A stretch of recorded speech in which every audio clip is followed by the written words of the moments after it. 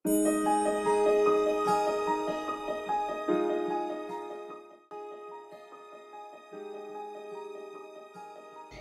nipah kacangnya rapat, hidangan tetamu di Kuala Maran. Buku menyimpan berjuta maklumat, fakta, ilmu, cerita, hiburan. Assalamualaikum dan selamat sejahtera. Pada tanggal 28 Februari hingga 3 Mac 2024, Exco Buku Malaysia 2024 diadakan di MITC Melaka. Mari kita saksikan.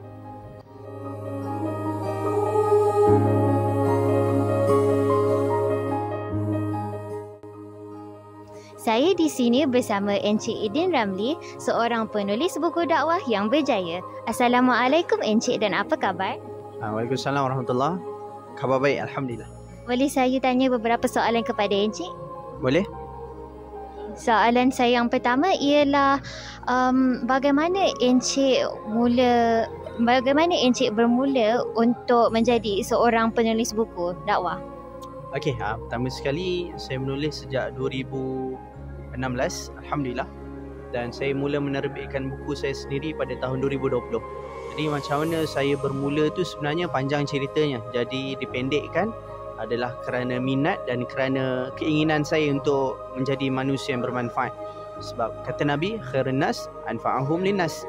Sebaik-baik manusia tu adalah yang memberikan manfaat pada orang lain. Maka itulah inspirasi dan batu loncatan untuk saya mula menulis dan menyampaikan mesej-mesej yang mendatangkan kesan-kesan yang baik kepada orang yang membaca.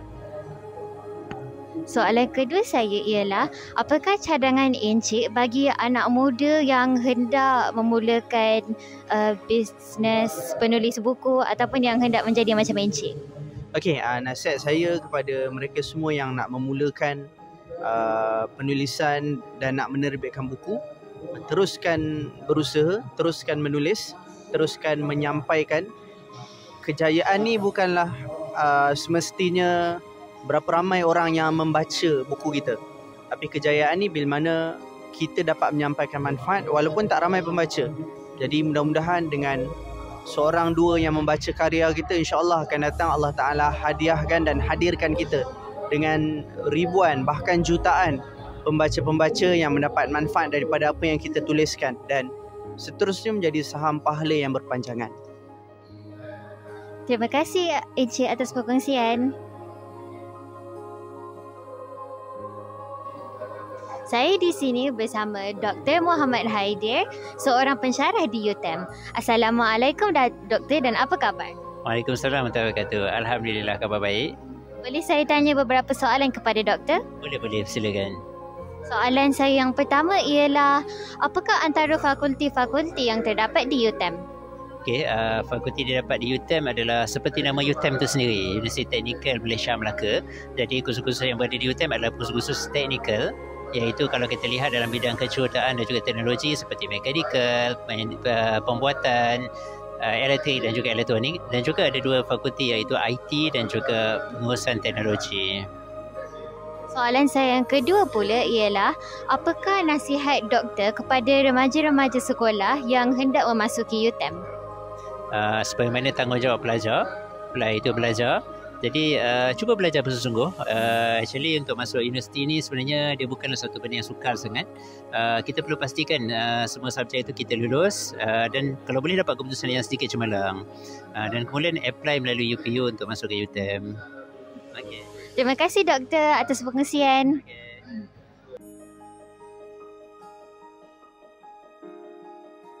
Saya di sini bersama Abang Fathullah, salah seorang tim Mangosteen. Assalamualaikum Abang dan apa khabar? Waalaikumsalam, khabar baik, Alhamdulillah. Boleh saya tanya beberapa soalan kepada Abang? Boleh. Soalan saya ialah, apakah antara buku yang menjadi bestseller di sini dan boleh Abang cerita mengenainya? Okey, saya pegang mic ni Alright, baik. Terima kasih Nazura. Alright, so untuk yang buku paling bestseller dekat Mangosteen ni dia adalah satu kedai buku yang kita kumpulkan buku-buku fiction. Alright, dan kita memperkenalkan zona fiksi dekat sini. Jadi zona fiksi ni basically novel fiction kita adalah novel-novel yang best seller dan terbaik untuk bacaan anak muda dan remaja. Tapi bagi saya, buku yang paling best seller sepanjang ada dekat pesta buku dan sebagainya, buku Pada Subuh Yang Membawaku Pergi. Okey, kalau adik Nazura sendiri nak tahu dan kalian yang pembaca pun nak tahu, buku ni dia dah tengah viral dekat TikTok. Dia novel yang sedih dan dia ni mengisahkan tentang watak Iskandar Zulkarnain, watak Nain. Watak Nain ni dia adalah watak pelajar sekolah menengah di mana dia orang kata macam slice of life. Kita boleh belajar daripada perjalanan hidup dia. Daripada dia kecil kena dera dengan ayah dia, dan bila dia besar dia hasrat untuk orang kata keluar daripada kepompong ayah dia sendiri, maksudnya keluar daripada masalah dengan ayah dia. So bila dia keluar, dia masuk dalam asrama, dia jumpa kawan baik dia. Dia jumpa kawan yang betul. So kawan dia ni Fahim nama dia. So Fahim dia adalah orang yang sangat-sangat orang kata kenal rapat dengan Nain ni. Dia memahami situasi Nain macam mana. Dia orang kata macam kalau Nain ni dia ada rasa sedih ke ataupun rasa macam tak kena hari tu, so dia tahu. So Pada Subuh Yang Membawaku Pergi ni adalah buku yang dia bukan saja trending dekat TikTok adik Nazura, tapi buku ni lah yang membawa mesej kepada anak muda. Kalau kita nak jumpa, orang kata kalau kita nak tahu kehidupan kita macam mana, kehidupan kita ni baik ke tak, sebenarnya dia bermula daripada kawan kita. Kawan kita yang macam mana, baik ke tak kawan kita. Ataupun contoh kalau Nain ni dia ada masalah dengan ayah dia kan, betul tak? Dia ada masalah dengan ayah dia, tapi dia sangat sayangkan mak dia. Dia orang kata kalau dengan mak dia sangat akrab, sangat rapat. Okey, sampaikan mak dia sendiri kata abang Nain ni nyawa kepada mak dia, nyawa ibu. Okey, so bila dia cakap macam tu, Nain ni rasa okey, bila aku duduk asrama, aku nak buat betul-betul dalam exam untuk banggakan mak aku. Okey, dan Nain ni walaupun ayah dia engineer, ayah dia kaya, tapi Nain ni hidup sederhana. So dia tak hidup rasa macam hidup kaya, terlalu kaya, tak. Dan dia bekerja, dia berusaha keras untuk bagi duit dekat mak dia, bagi duit untuk sara keluarga dia, sara adik dia. So buku Pada Subuh ni, kalau adik Nazura sendiri tanya Abang Fatul recommend sangat buku ni dekat pembaca remaja sendiri, pembaca sekolah. So diorang boleh tahu, okey, buku Pada Subuh ceritakan tentang perjalanan Iskandar Zulkarnain. So bila Iskandar Zulkarnain ni dekat end of the novel, maksudnya berakhir novel ni, awak akan tahu betapa susahnya hidup nak jadi seorang yang kadang-kadang kita kena berselindung orang kata di sebalik sakit kita. Dia tak cerita sakit dia tak cerita kesusahan dia dengan family dia. So kawan baik ni lah, Fahim ni lah yang akan pujuk dia, maksudnya akan bantu dia. So hebatnya kekeluargaan, tema kekeluargaan dalam ni, tema persahabatan dalam ni, ada juga tema percintaan tapi tak banyak. Sebab kita nak highlight budak sekolah macam Nain ni kan, memang fokus dia untuk jaga mak ayah dia, jaga kawan baik dia. Okey, walaupun ada je konflik dan sebagainya, tapi buku ni sangat-sangat sedih. Okey, so kalau adik Nazura sendiri baca kan, saya rasa dah menangis lah. Sebab saya sendiri baca buku ni 2 hari, abang sendiri baca, memang menangis. Memang menangis. Okey, so kalau nak try baca buku yang sedih tapi ada input, ada pengajaran, baca buku Pada Subuh Yang Membawaku Pergi yang ni. Adik sendiri boleh tengok cover dia. So cover yang dekat depan ni adalah cover Nain pergi sekolah. Alright, so dia pakai baju sekolah menengah dia.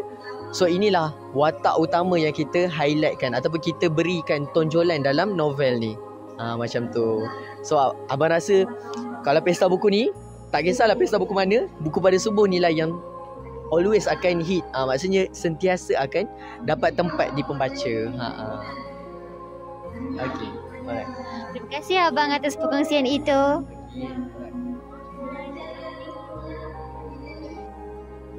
Saya di sini bersama Tuan Abdul Latif Talib, seorang penulis buku yang berjaya.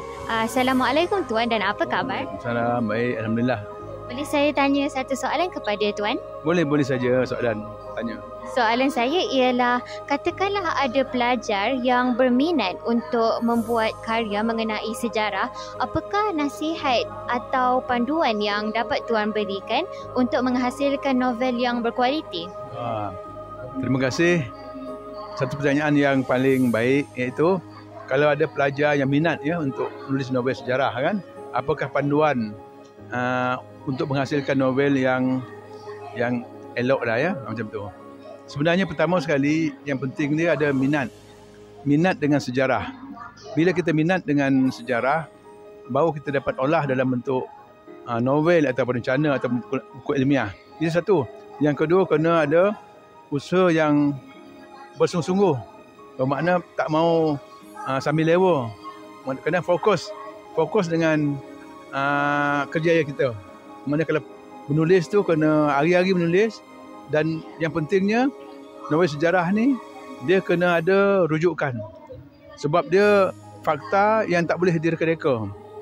Kalau katakan tanpa rujukan nanti dia akan jadi fiction.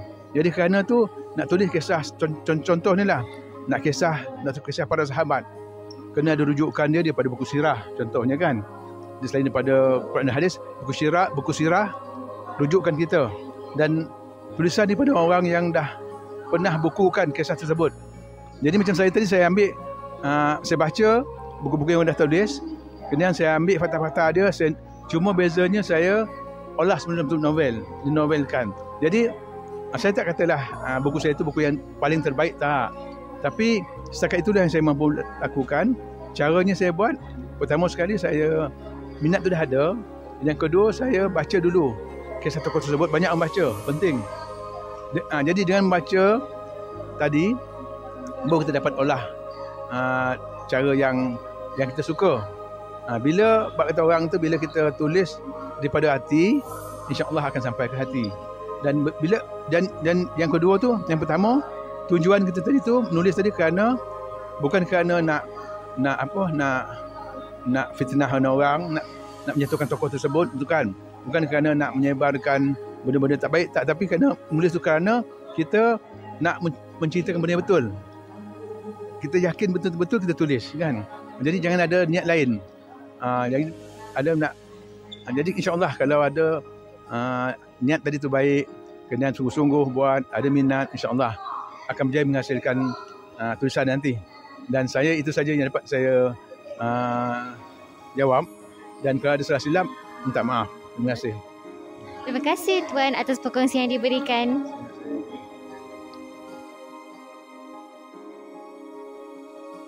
Sekian sahaja liputan kami bagi Expo Buku Malaysia 2024. Banyak buku menarik yang terdapat di Expo ini. Saya, wartawan TV PSS Access, turut mengucapkan terima kasih kerana menyertai kami.